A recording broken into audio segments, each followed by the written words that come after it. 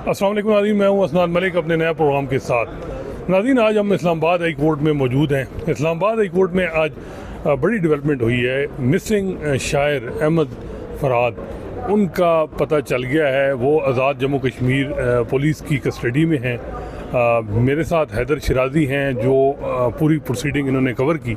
इनसे पूछते हैं कि आज Islamabad high court justice Mohsin Akhtar Kiyani की अदालत में क्या हुआ, किसने क्या बयान दिया और उस पर उनके रिमार्क्स क्या थे।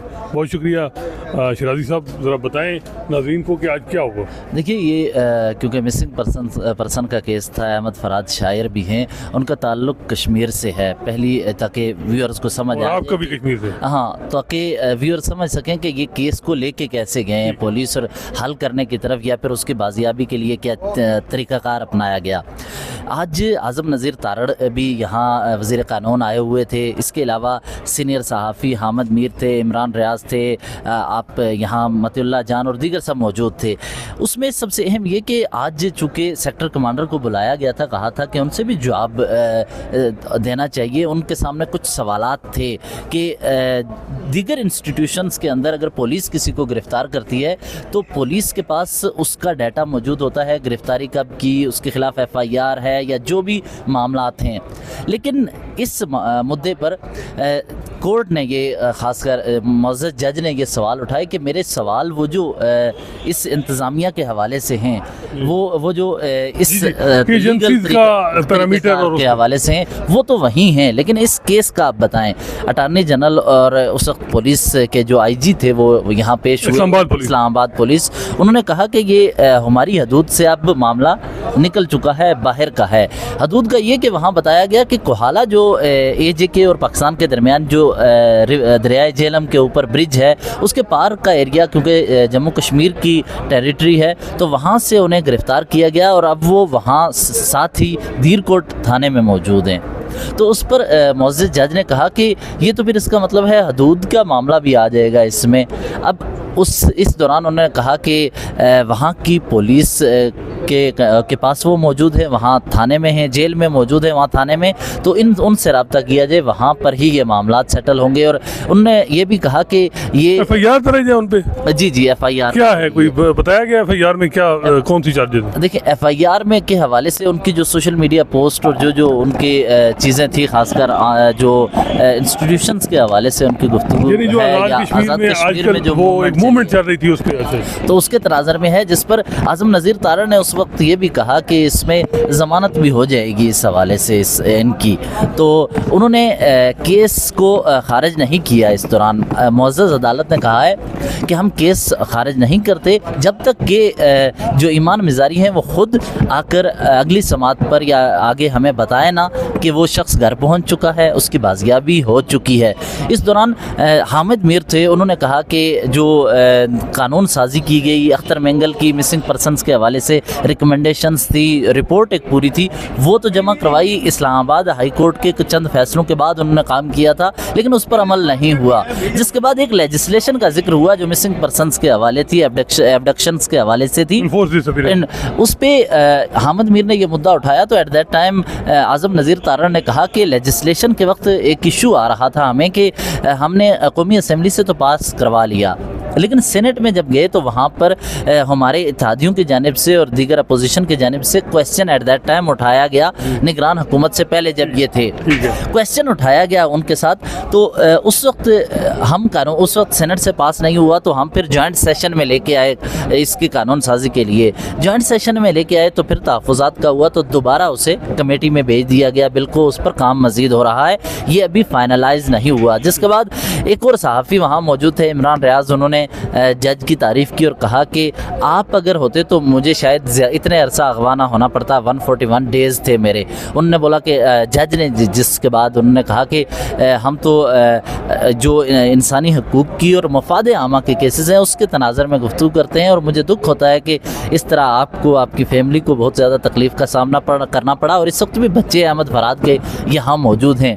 अब इस मामले को बड़े बेहतर अंदाज से हल किया गया है कि इन्होंने हदूद के हवाले से अपनी हदूद से बाहर निकाल के कोहाला के पार दीर कोट की हदूद में ले जाकर उन्हें अगर पुलिस के हवाले किया या वो खुद चले गए, वहाँ से गिरफ्तारी हुई, यहाँ से लेके गए, तो ये अलग बात। लेकिन उसकी बाजियाबी के लिए मेरी उनकी फैमिली से बात हुई, उन्होंने कहा कि हमारा राब्ता उनसे करवा दिया गया है।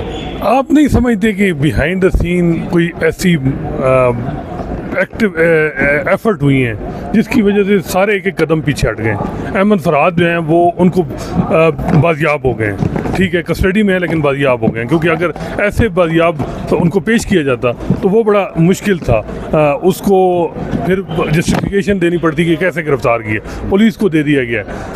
दूसरी तरफ अदालत जो नुक्ते कानूनी थे कि एजेंसीज़ के हवाले से कि जी उनकी लेजिस्लेशन क्या है, किस तरह वो काम करती हैं, ISI और सेक्टर कमांडर का बुलाना, वो चीज़ें जो हैं वो अदालत उनसे थोड़ा टाइम बीइंग जो है पीछे हट गई है, थोड़ा एक कदम पीछे हटी है। तो सारे फरीक एक कदम पीछे हटे हैं, आप ये नहीं देख रहे हैं? इसमें एक नई पेशरफ्त ऐड करता चलूँ, ये बात दुरुस्त हुई है।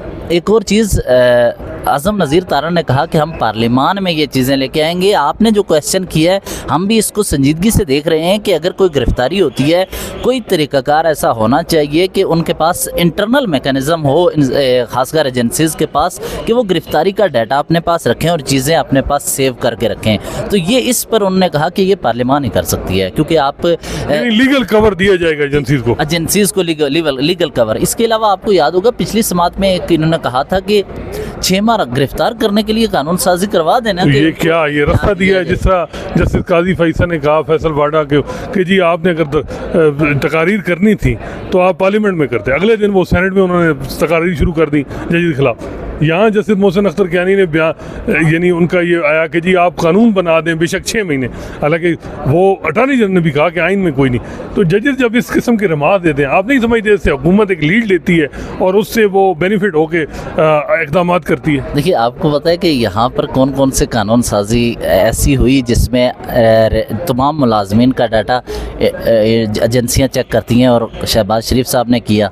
इसके अलावा ये जो क्वेश्चन है ना, इसके हवाले से एजेंसीज़ को जो इख्तियारात देने का मामला है, फिर आप जो एजेंसीज़ का मैकेनिज़्म है या ये किसके कंट्रोल में है, पहले तो वहाँ पे जाए ना। बिल्कुल बिल्कुल। पहले क्वेश्चन ये होना चाहिए ये किस कानून के तहत बनाई गई हैं और किस तरह ये काम करती हैं और किसके कंट्रोल में हैं। बिल्कुल बिल्कुल। ये अच्छा चलें, अब यहाँ तो मामला हल हो गया। शराजी साहब, आप तो इमरान खान के केसेस को भी कवर करते हैं, अडयाला जेल भी गालबन जो केस होते हैं वहाँ भी होते हैं, जाते हैं। आपको इमरान खान की बॉडी लैंग्वेज, इलेक्शन से पहले बाद को फ़र्क कैसा देख रहे हैं? इमरान खान फुली कॉन्फिडेंट हैं या डीमोरलाइज हैं, क्या देख रहे हैं उनको? देखिए, इमरान खान बड़े मुतमईन हैं, लेकिन उनके साथ जो बेवफाई की जा रही है वो रियासती अदारों से ज़्यादा, उनके मुखालफिन से ज़्यादा अपने वो कैसे? उनके अपने पार्टी के लोग नहीं चाहते कि इमरान खान रहा हों। वो कैसे? यानी आप ये समझें कि पार्टी की जितनी भी लीडरशिप है वो -1 इमरान खान के लिए तैयार है, और इमरान खान को इस वक्त सबसे ज़्यादा जो चीज़ परेशान कर रही है उनकी पार्टी के अंदर तकसीम और उनके हवाले से कुछ संजीदा इकदाम ना करना है। क्या इकदाम करें? हर जगह केसेस चल रहे हैं, और क्या करें? देखिए, आपको एक क्वेश्चन है, आपके सामने रखता हूँ। नंबर 1, 2 करोड़ वोटर्स का दावा करते हैं वो। नंबर 2, 100 के करीब मेंबर असेंबली। नंबर 3, 35-30 के करीब आपके सेनेटर्स, वो जो अगर KPK से भी आ जाएं। उसके अलावा एक सूबे में हुकूमत, इसके बावजूद सियासी हिकमत अमली नहीं है कि आपका लीडर बाहर निकल सके। दूसरा, आपको बताऊँ, जिस वक्त बलूचिस्तान से बाप पार्टी, बलूचिस्तान अवामी पार्टी के चंद सेनेटर्स थे, वो उन्होंने अपना सेनेट चेयरमैन मुंतखब करवाया और 3 दफ़ा मुख्तलिफ अदवार में सियासी हिकमत अमली उनके पास। लेकिन इमरान खान खुद ही ऐसे इकदाम करते हैं, जिस तरह शेख मुजीबुर रहमान के और मौजूदा हालात को कंपैरिजन उन्होंने किया। जब इस तरह की चीज़ें होंगी, हालांकि मेरी इत्तला के मुताबिक पार्टी लीडरशिप नहीं चाह रही थी कि इस तरह की चीज़ें हों। जब इस तरह के इकदाम करेंगे और इस्टेब्लिशमेंट के साथ आमने सामने, तो देखिए सियासत में तो फ्लेक्सिबिलिटी, डील या कंप्रोमाइज़ ही होता है ना, गिव एंड टेक होता है। वो अब इमरान खान की नहीं करना चाह रहे। आपने मेरी इस बात की तायीद कर दी कि इमरान खान सख्त मौक़िफ़ अपना रहे हैं, लेकिन पार्टी वाले, पार्टी के रहनुमा ऐसा नहीं चाहते। अब पार्टी को एक पेज पर करना होगा जिसके तहत अब कब वो डील कर सकें। कब है इमरान खान? अच्छा ये बताएं कि इमरान खान का वहाँ जो लिविंग जो रखा गया है, आपको पता है कि कैसे उनको किस माहौल में रखा गया? बेहतरीन अंदाज से 3 वहाँ पर मुख्तलिफ जगह हैं, 2 कमरों के समेत एक हाल भी समझ लें, पूरा जगह यानी बड़ा खुली जगह है, उनको वॉक करने की जगह है, मशीन मिली हुई है, एसी मिला हुआ है, उनका पसंद का है, हर चीज़ एसी मिला हुआ है जी, हर चीज़ उनको लेकिन मुहैया एसी की के गई हवाले है। से मेरा ख्याल है कि देख लें एसी मिला हुआ है, आपने चेक किया? मुझे जो मेरे सोर्सेज बता रहे हैं कि उन्हें तमाम सहूलियात दी गई हैं। सहूलियात में चलें, पंखा, मेरा ख्याल है कि देखें वो एसी के हवाले से, क्योंकि ख्वाजा आसिफ कह रहे हैं ना कि इमरान खान दरख्वास्त दे सकते हैं, तो इसका मतलब मे भी एसी उन्हें ना मिला। तो आज जैसे बाबर सदार ने ऑडियो लीक के केस में की भी समाअत की, वहाँ भी बताया जा रहा है कि जिनसे कंपनी से उन्होंने जो है वो डेटा लिया है कि जी किस तरह आप लोगों के फ़ोन रिकॉर्ड करते हैं, वो केस भी जो है वो बड़ा इंपॉर्टेंट है। तो बहुत शुक्रिया शिराजी साहब। नाज़रीन, आपने सुना कि आज अहमद फरहाद केस में जो है वो बड़ी डेवलपमेंट हुई, और वो ये कि अहमद फरहाद के हवाले से बताया गया कि वो आज़ाद जम्मू कश्मीर पुलिस के कस्टडी में हैं, थाना में हैं, तो कम अज़ कम वो बाजियाब हो गए। इसी तरह जो एजेंसीज़ के हवाले से जो नुकात या क्वेश्चन, लीगल क्वेश्चन उठाए थे कि एजेंसीज़ के पैरामीटर, उनकी जुरिडिक्शन, उनकी पावर, वो मामला फॉर टाइम बीइंग रुक गया है। जस्टिस मोहसिन अख्तर कियानी ने ये कहा है कि हम मे बी मिसिंग पर्सन के हवाले से लार्जर बेंच रिकमेंड करें, तो लार्जर बेंच में भी जो है वो बने। लेकिन बज़ाहिर ये लग रहा है कि ये सारी चीज़ें, इसके पीछे बैक चैनल एफर्ट भी हुई। सबको पता है इस चीज़, ये रिपोर्ट हो चुका है कि सदर आसिफ जरदारी जो है उनको ये टास्क दिया गया था कि वो मामलात को सुलझाएंगे, क्योंकि इस वक्त अदलिया और जो इस्टेब्लिशमेंट है वो आमने सामने है। उसका फ़ायदा PTI को ज़ाहिरी बात है हो रहा है, और हर दफ़ा जब भी अदलिया और इस्टेब्लिशमेंट आमने सामने होती है तो उसका फ़ायदा उठाया जाता है। और सियासी जमातें, नून लीग ने इफ्तिखार चोई साहब के दौर में उठाया, अब PTI उठा रही है। तो इन हालात में जो है वो बैक चैनल एफर्ट हुई। कल ये इतलात हो रही थी कि उसमें कोई ब्रेक थ्रू नहीं हुआ मे बी, लेकिन ये है कि एफर्ट हुई हैं, कुछ रिटायर्ड जजेस भी एक्टिव हुए हैं, और जो है वो उनको भी, उनकी भी खिदमात हासिल की गई हैं। तो देखें अब ये किस हद तक चीज़ें जाती हैं। असल मामला ये है कि ये जो मिसट्रस्ट है ये उस वक्त ख़त्म होगा जब जजेस के ख़िलाफ़ प्रॉक्सीज कंप्लेंट आना बंद हो जाएंगी। जब जस्टिस मोहसिन अख्तर कियानी के खिलाफ टिरियान केस के बाद कंप्लेंट आई और अब जब एक्टिवेट होंगी तो उससे जो है चीज़ें फिर जो है मिसट्रस्ट बढ़ेगा। सबसे इंपॉर्टेंट चीज़ है कि जजेस की जो सिक्योरिटी, जॉब सिक्योरिटी या उनको इंटिमिडेशन या हरासमेंट, वो जब रुकेगी तो बज़ाहिर ये है कि वहाँ अदालतों से भी अच्छा रिस्पांस हुकूमत को मिलेगा। लेकिन अगर कैरेट एंड स्टिक की हुकूमत की पॉलिसी रहेगी तो जजेस भी बज़ाहिर नहीं लग रहा कि वो करेंगे, बैकफुट पे जाएंगे। लेकिन हाँ, एक मामला है सिविल लिबर्टीज़ का, जहाँ तक मामला है, चाहे वो इमरान खान के केसेस में गलत तरीके से जिससे ट्रायल किया गया, वहाँ उनको रिलीफ मिलने के चांसेस हैं। वहाँ तो जस्टिस आमिर फारूक वो भी जो है साइफर केस में सवालात उठा रहे हैं जिस तरह ट्रायल हुआ। इंशाल्लाह नए मौजू के साथ आपकी खिदमत में हाज़िर होंगे। अल्लाह हाफ़िज़।